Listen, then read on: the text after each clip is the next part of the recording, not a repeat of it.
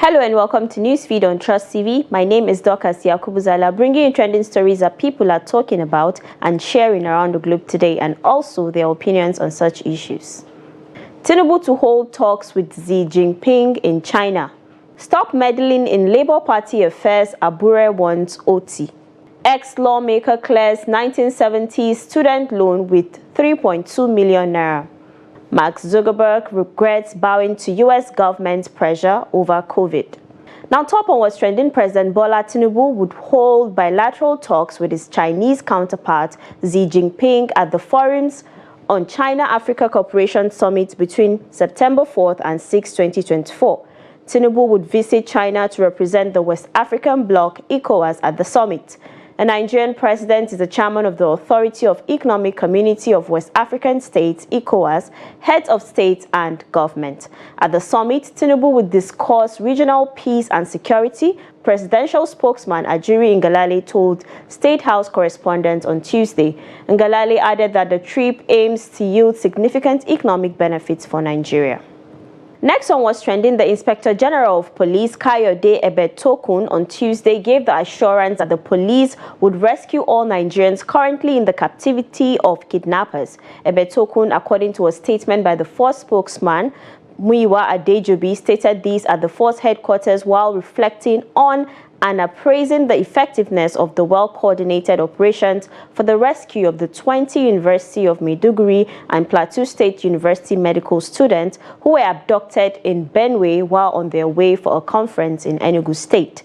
According to a report released on Tuesday by Statisense, a data collection organization, no fewer than 2,149 Nigerians were kidnapped across the country in 2023. The geopolitical distribution of reported kidnapping cases show that the Northwest recorded 759 kidnap cases, the North Central had 476 cases, and the Northeast had 408 cases. Now, still talking security matters, the Niger State Police Command says it has uncovered a large cache of explosive devices, including bombs and improvised explosive devices buried in multiple locations in the state. Although an investigation is ongoing to unravel the sources of the explosive devices, they are suspected to have been concealed by terrorists and bandits who have been wreaking havoc in several local governments in the state.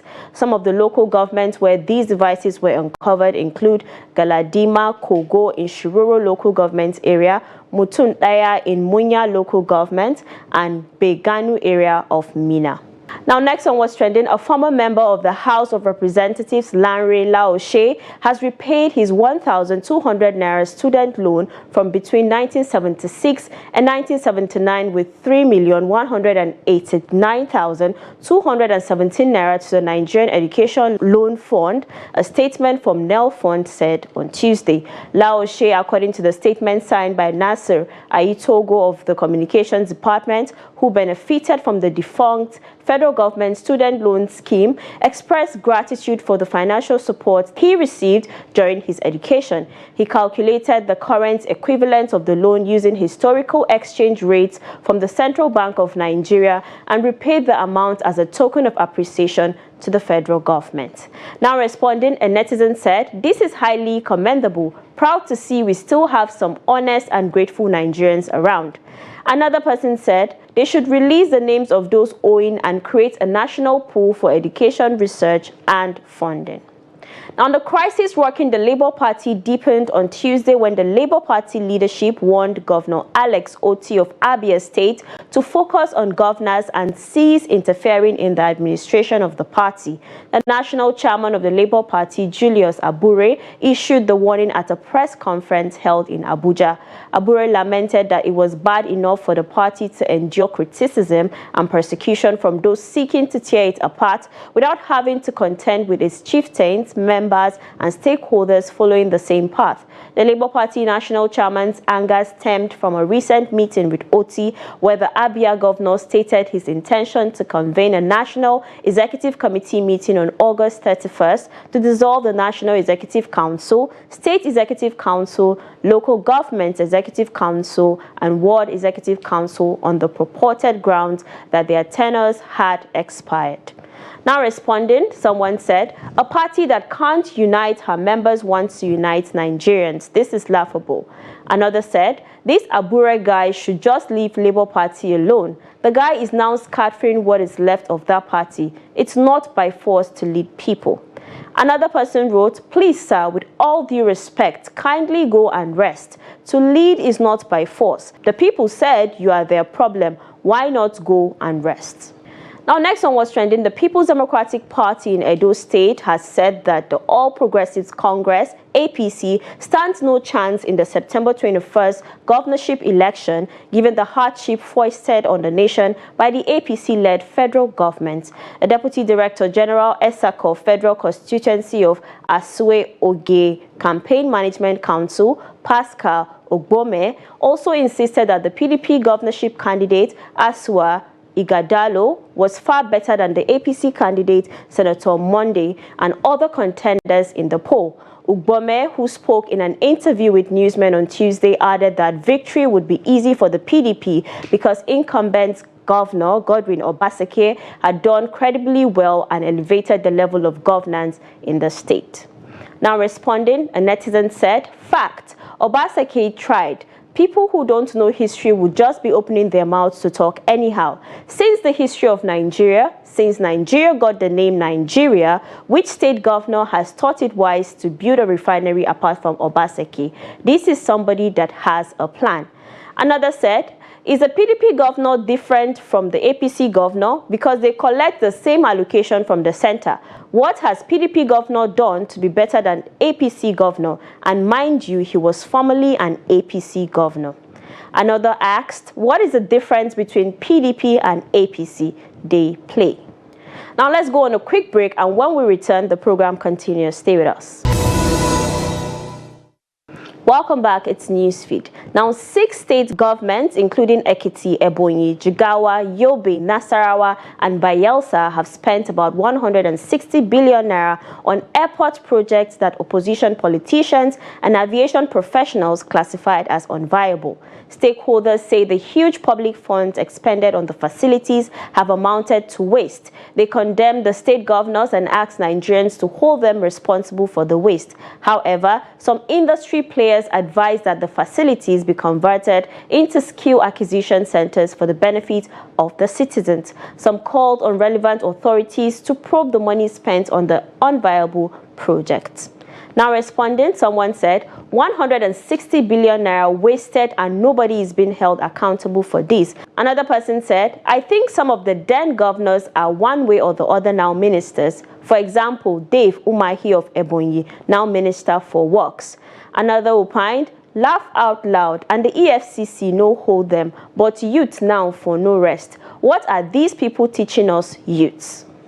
Popular Nigerian music video director and cinematographer Tengod Omori, popularly known as TG Omori, has revealed that he had undergone a kidney transplant and is only alive because his only brother donated one of his kidneys. A director made this known on his verified X account late Tuesday. He wrote, yesterday, my only brother gave me one of his kidneys so I could live again. To further confirm the development, Omori shared a photo of himself receiving treatment in the hospital captioned, "Keep my spirit alive." Omori, also known as Boy Director, is known for his exceptional work with top artists like Olamide, Wizkid, Burna Boy, Tekno, Kiss Daniel, Fireboy DML, Falz, Naira Marley, Ashake, and many others. Now, next on what's trending, Meta boss Mark Zuckerberg says he regrets bowing to what he calls pressure from the Biden administration. In a letter, he said he was asked to censor content, including humor and satire, on Facebook and Instagram during the coronavirus pandemic under pressure from senior officials.